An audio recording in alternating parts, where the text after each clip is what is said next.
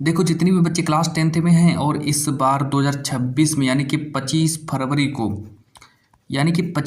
को अपना विज्ञान का पेपर देने वाले हैं, तो भाई हम लेकर के आ गए हैं 25 फरवरी वाला एक विज्ञान का वायरल पेपर। इसको आप जरूर तैयार करो। 101% मेरे प्यारे बच्चों ये वाला पेपर आप लोगों का पूछा जाएगा 25 फरवरी को। इसको पूरा उसका पेपर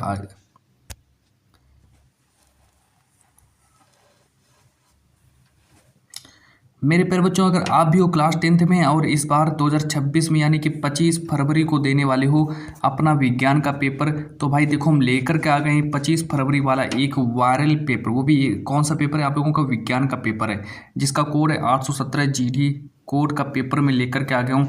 मेरे प्यारे बच्चों एग्जाम सेंटर में ये पेपर आप लोगों का पहुँच चुका है और यहाँ पर 101% आप लोगों के एग्जाम में ये वाला जो पेपर है जरूर पूछा जाएगा। देखो इस पेपर को और आज किस क्लास में आप लोगों का 70 में 70 नंबर भी पूरा का पूरा पक्का हो जाएगा।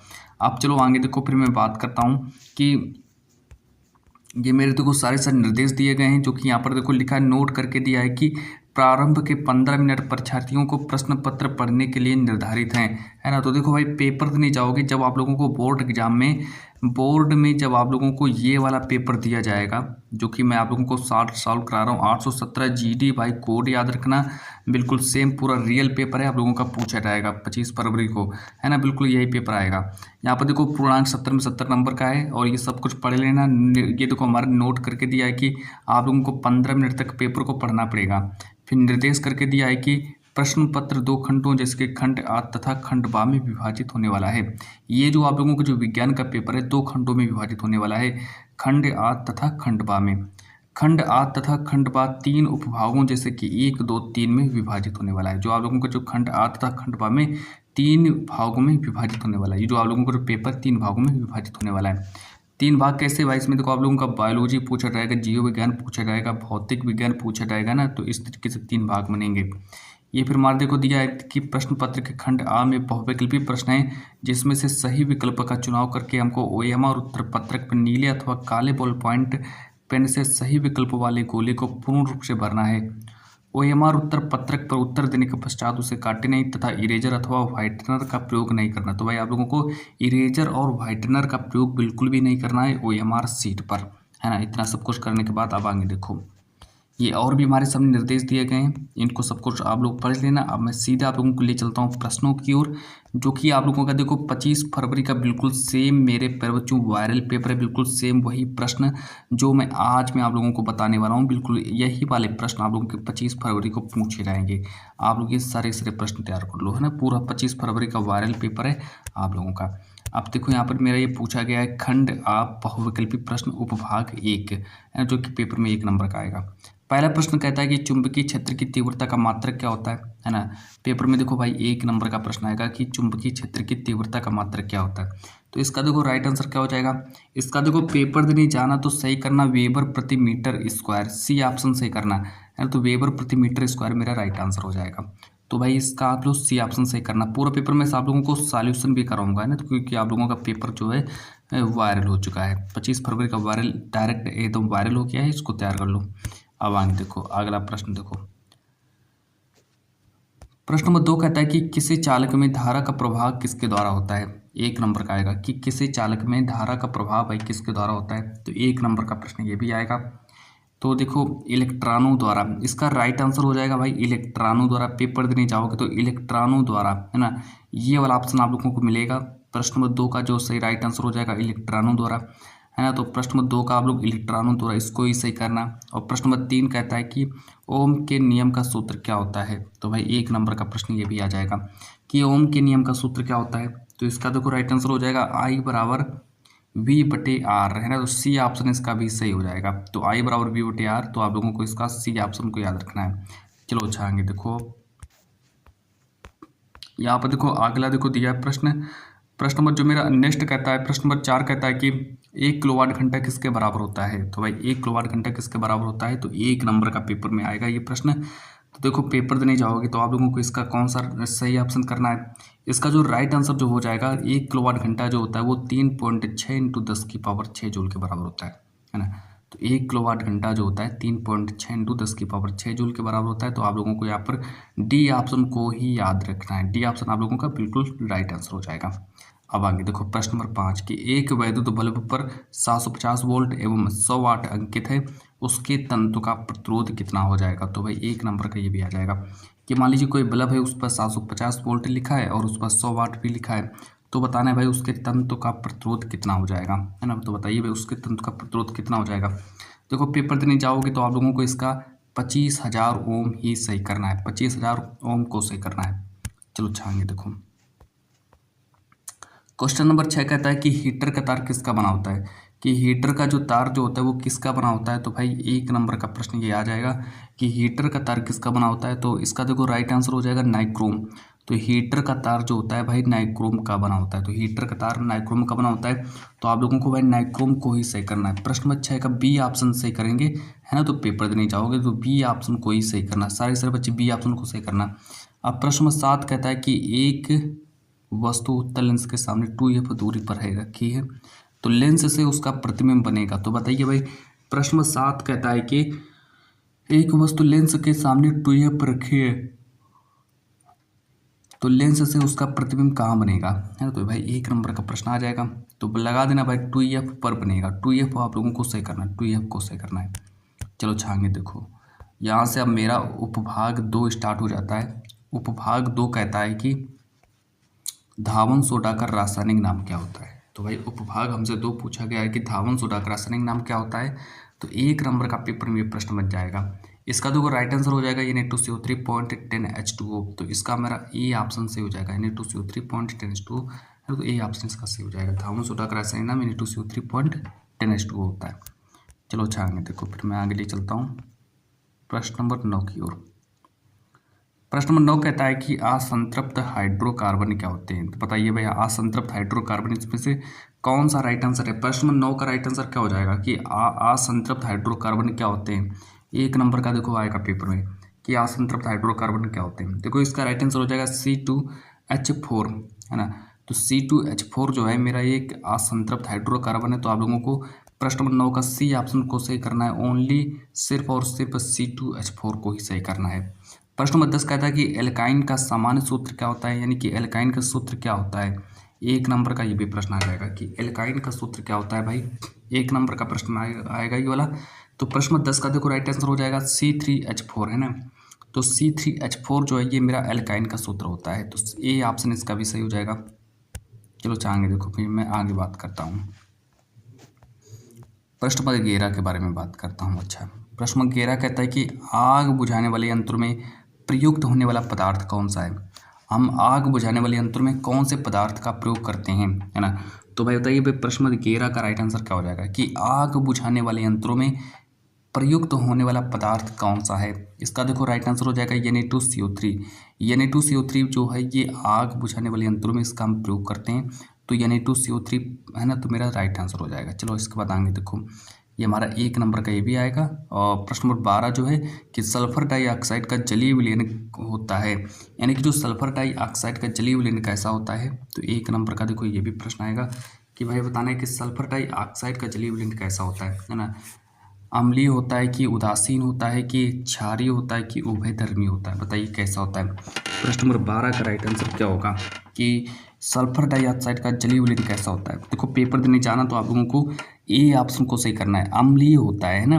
तो सल्फर डाइऑक्साइड का जलीय विलयन अम्लीय होता है। चलो आगे देखो, इसके बाद मैं ले चलता हूँ प्रश्न नंबर 13 की ओर। प्रश्न नंबर 13 कहता है कि विरंजक चूर्ण पर तनु सल्फ्यूरिक अम्ल की अभिक्रिया से गैस निकलती है। मतलब अगर हम विरंजक चूर्ण पर तनु सल्फ्यूरिक अम्ल की अभिक्रिया करा दें तो भाई कौन सी गैस निकलेगी वहाँ से, ये हमें बताना है। तो 1 नंबर का देखो प्रश्न आएगा ये वाला। तो भाई देखो प्रश्न नंबर 13 का राइट आंसर हो जाएगा Cl2 गैस निकलती है। तो Cl2 मेरा राइट आंसर हो जाएगा, Cl2 को सही करेंगे ना। अब प्रश्न नंबर नेक्स्ट देखो, अब यहाँ से देखो मेरा उपभाग 3 स्टार्ट हो जाता है। उपभाग 3 मेरा यहाँ से स्टार्ट हो जाता है। उपभाग 3 कहता है कि मास्टर ग्रंथि क्या होती है ना। तो मास्टर ग्रंथि क्या होती है, 1 नंबर का आएगा ये वाला प्रश्न ना। पहले मैं प्रश्न 14 को थोड़ा और ऊपर ले चलता हूँ। 4 ऑप्शन इसके देख लूँ। अब देखो यहाँ से 4 ऑप्शन दिए गए हैं। ए ऑप्शन दिया थायराइड, बी ऑप्शन दिया पीयूष ग्रंथि, सी ऑप्शन दिया पीनियल का, डी ऑप्शन दिया एड्रीनल। ये मेरे 4 ऑप्शन है। लेकिन आप लोगों को लगाना है प्रश्न नंबर 14 का राइट आंसर हो जाएगा पीयूष ग्रंथि। पीयूष ग्रंथि इसका राइट आंसर हो जाएगा, 1 नंबर का ये प्रश्न आएगा। चलो अच्छा आगे देख लो। अब चलो मैं आगे दिखाता हूँ प्रश्न नंबर 15। प्रश्न नंबर 15 को देखेंगे। प्रश्न नंबर 15 कहता है कि ऑक्सीटोसिन का श्रावण होता है। बताना है भाई ऑक्सीटोसिन का श्रावण कहाँ से होता है। तो 1 नंबर का ये भी प्रश्न आ जाएगा। प्रश्न नंबर 15 जो है पेपर में 1 नंबर का आएगा। ए ऑप्शन दिया थायराइड, बी ऑप्शन दिया एड्रीनल, सी ऑप्शन दिया पिट्यूटरी, डी ऑप्शन दिया थाइमस। ये मेरे 4 ऑप्शन हैं। तो प्रश्न नंबर 15 का भाई राइट आंसर क्या हो जाएगा कि ऑक्सीटोसिन का श्रावण कहाँ से होता है ना। तो लगा देना भाई पिट्यूटरी ग्रंथि से होता है। सी ऑप्शन इसका भी सही हो जाएगा, पिट्यूटरी ग्रंथि से। अब आगे देखो प्रश्न नंबर, ये भी देखो 1 नंबर के प्रश्न है सारे है ना। और प्रश्न नंबर 16 कहता है कि सामान्य मनुष्य के मस्तिष्क का भार कितना होता है। जो मनुष्य के जो मस्तिष्क का जो भार होता है वो कितना होता है। इसका भी देखो राइट आंसर हो जाएगा 1300 से 1400 ग्राम। बी ऑप्शन इसका सही हो जाएगा।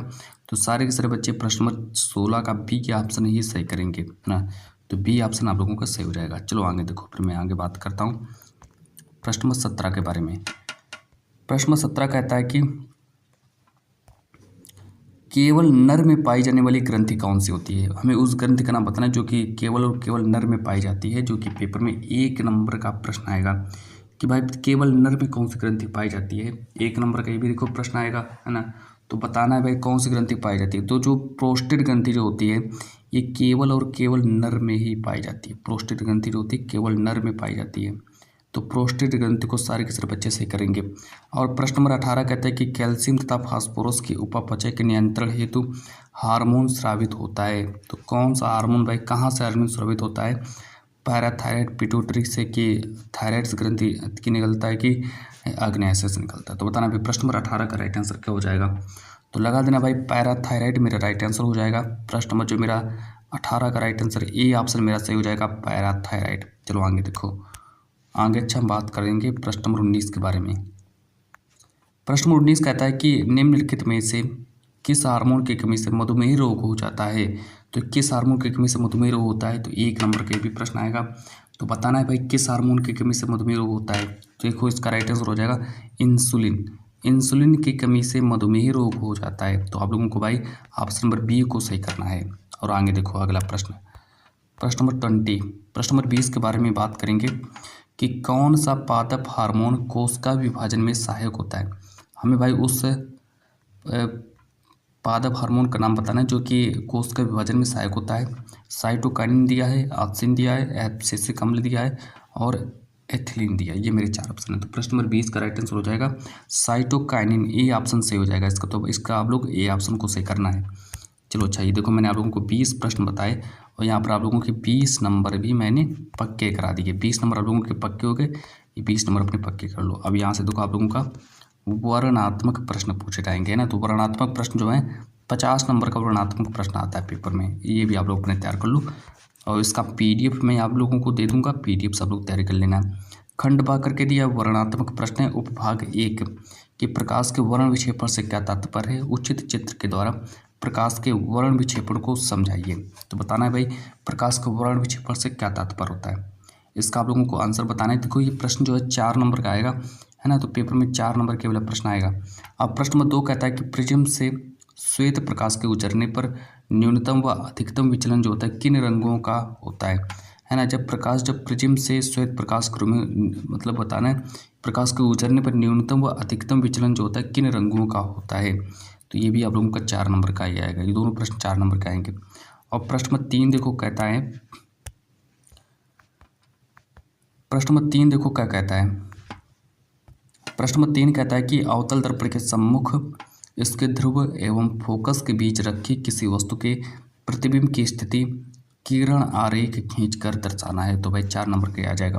और अगला प्रश्न जो है 6 नंबर का आएगा कि मानव नेत्र का नामांकित चित्र बनाइए तथा मानव नेत्र द्वारा रेटिना पर प्रतिबिंब निर्माण को स्वच्छ किरण आरेख द्वारा स्पष्ट कीजिए। तो भाई 6 नंबर का सीधा पूछा जाएगा पेपर में। इसके बाद अथवा करके दिया गया। अगर आप लोगों को इसका उत्तर भाई नहीं याद है तो आप लोग इसका भी उत्तर लिख सकते हो कि निकट दृष्टि दोष से प्रभावित एक व्यक्ति अधिक से अधिक 10 मीटर की दूरी तक देख सकता है। उसे सही दृष्टि के लिए किस फोकस दूरी का लेंस उपयोग करना होगा। तो भाई ये भी हमारा देखो पूछा जाएगा। और इतना मैंने आप लोगों को बता दिया। आप लोगों का उपभाग 1 यानी कि हमारे ये भौतिक विज्ञान का प्रश्न है। जो कि मैंने आप लोगों को बता दी है। इसके बाद देखो मेरा पूछा जाएगा उपभाग 2। उपभाग 2 मेरा देखो पूछा जाएगा कि साबुन की सफाई प्रक्रिया को मिश्र अवधारणा के आधार पर पूरा का पूरा समझाना है। 4 नंबर का ये भी प्रश्न आ जाएगा।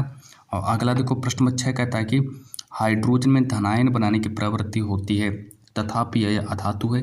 क्यों अधातु है भाई, स्पष्ट कीजिए। तो मैं इसको स्पष्ट भी करना है। 6 नंबर का ये हमारा पूछा जाएगा पेपर में। तो इस तरह मिलाकर आप लोगों को लिख देना प्रश्न नंबर 5, प्रश्न नंबर 6। जो चाहेंगे देखो यहाँ से मेरा अगला प्रश्न देख लो, जो कि पेपर में सीधा डायरेक्ट आप लोगों के पेपर में 6 नंबर का आएगा कि एक उदाहरण देते हुए इस संचारण की व्याख्या कीजिए। मतलब उनको एक उदाहरण देना और संचारण क्या होता है उसकी मैं व्याख्या भी करनी है, तथा संचारण से सुरक्षा के उपायों को लिखिए। तो मैं उसके सुरक्षा के लिए उसके उपायों को भी लिखना पड़ेगा। अगर आप लोगों को भाई इसका उत्तर नहीं याद है तो एक अथवा करके भी दिया गया है कि ग्लेशियल एसिटिक अम्ल क्या है। एसिटिक अम्ल की 4 अभिक्रियाओं के समीकरण लिखिए। तो एसिटिक अम्ल की 4 अभिक्रियाओं के समीकरण लिखना है।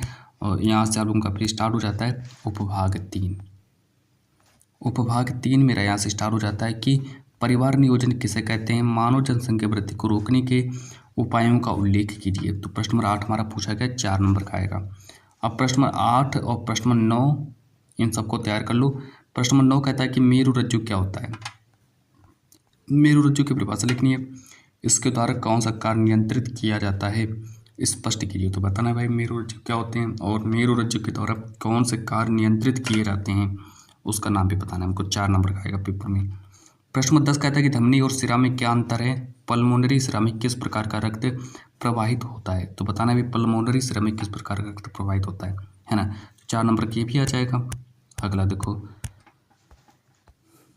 पूरा का पूरा पेपर भाई तैयार कर लेना। प्रश्न नंबर 10 11 कहता है कि मानव के पाचन तंत्र का नामांकित चित्र बनाइए तथा यकृत के कार्यों का वर्णन कीजिए। सीधा भाई 6 नंबर का आएगा। अगर आप लोगों को इसका उत्तर नहीं याद है तो एक अथवा करके दिया गया है कि रक्त परिवहन से आप क्या समझते हैं, यह कितने प्रकार का होता है, लसिका परिवहन के कार्यों का उल्लेख कीजिए। तो इतना आप लोगों को तैयार कर लेना, अथवा करके भी दिया गया था। और यहाँ से आप लोगों का ये पेपर भी कंप्लीट हो जाता है पूरा, जो कि मैंने आप लोगों को बताया। 25 फरवरी का एक वायरल पेपर मैंने आप लोगों को कंप्लीट बता दिया है। इसको आप लोग पूरा का पूरा तैयार कर लेना।